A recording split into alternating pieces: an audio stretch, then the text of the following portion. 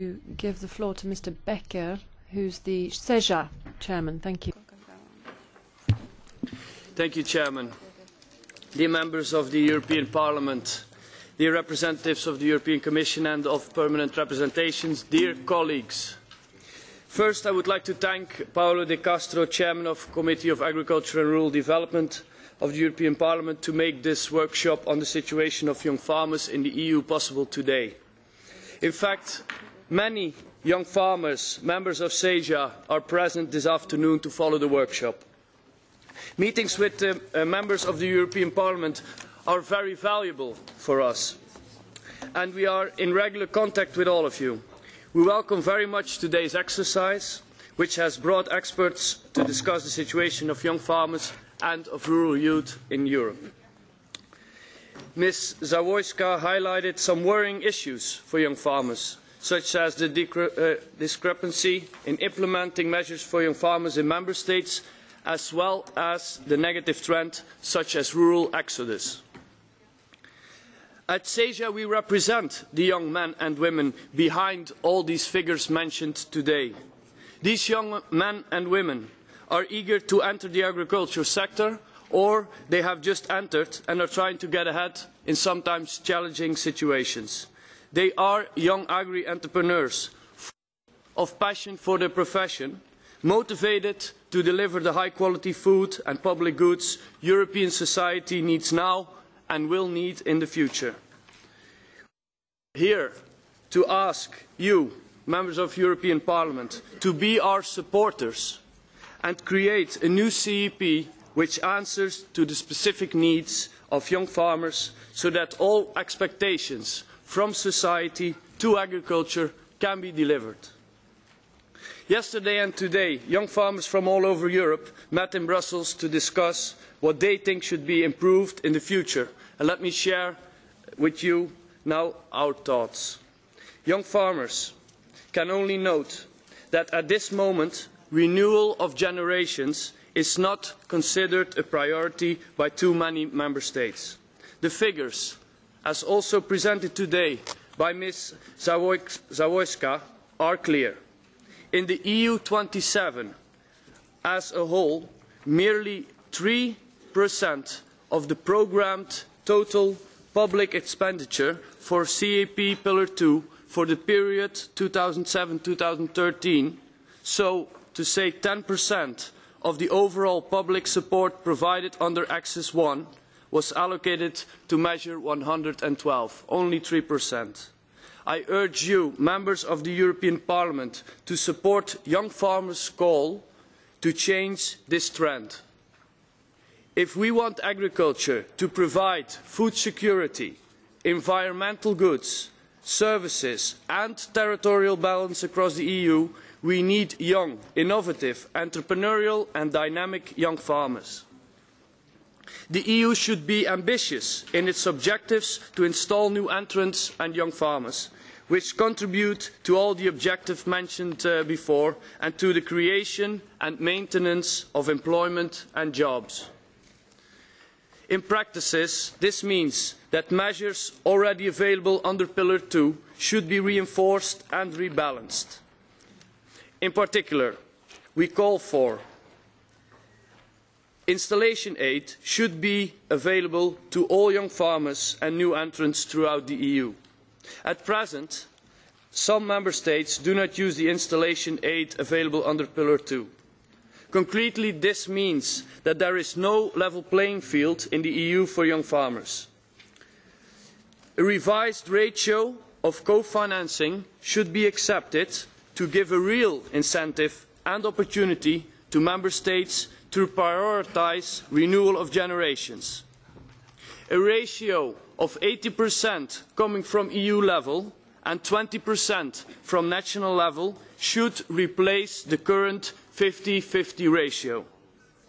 In addition, the capping of installation aid should cease. In some member states, the amount of installation aid is capped. This situation is not acceptable, and the amount of aid should be available to all, as well as the old and the new member states. We also call for a strong budget for the CEP. A strong budget should be available for measures targeting renewal of generations and young farmers entering in the sector.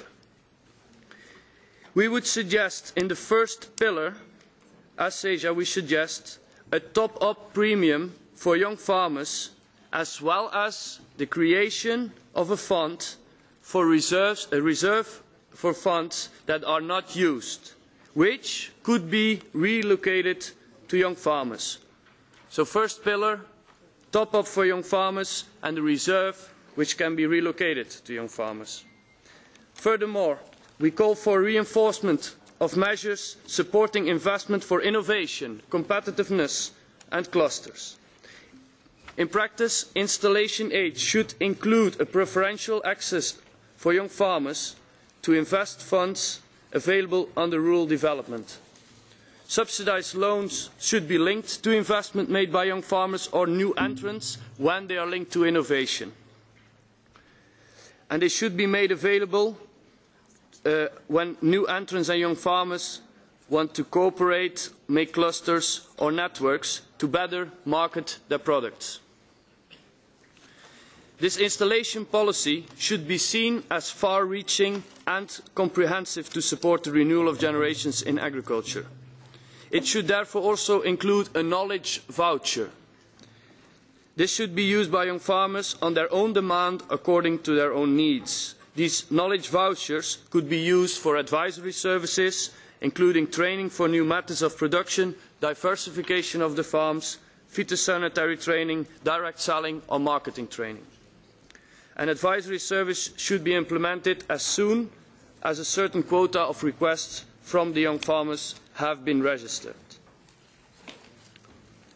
The Young Farmers Package should also include a European training programme for young farmers, including the possibility to do a traineeship abroad, also mentioned by Ms. Sawakoska, such as a specific Erasmus for young farmers. This programme should be made available before they take over the farm or enter the business. Also mentioned before, the early retirement scheme. This should continue under the CEP post-2013 as its proven usefulness for farm takeover. And finally, I want to also address that CEJA welcomes the Commission orientation regarding active farmers. And 2 weeks ago I've listened to MEPs here in debate react to the Commission's communication on the future CEP. Many of you asked questions about this idea of active farmers.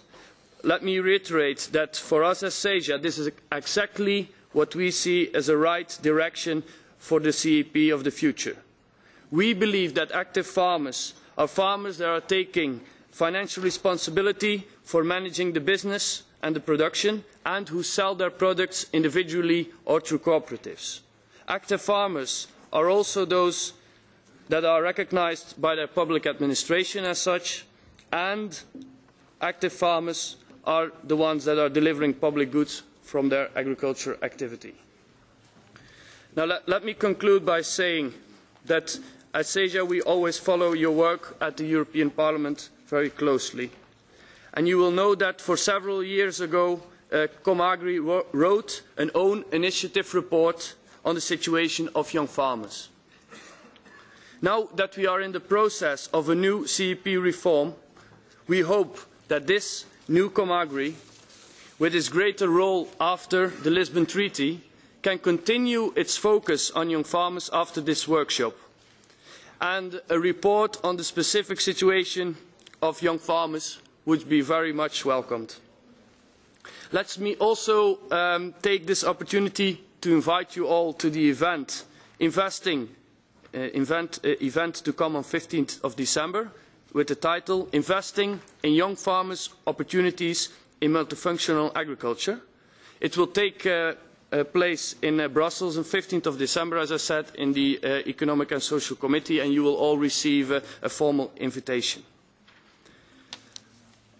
To conclude, Mr. De Castro, thank you once again for the opportunity we had today to discuss in depth difficulties faced by young farmers and new entrants. and the solutions to keep and support a dynamic, entrepreneurial and forward-looking agriculture. Thank you.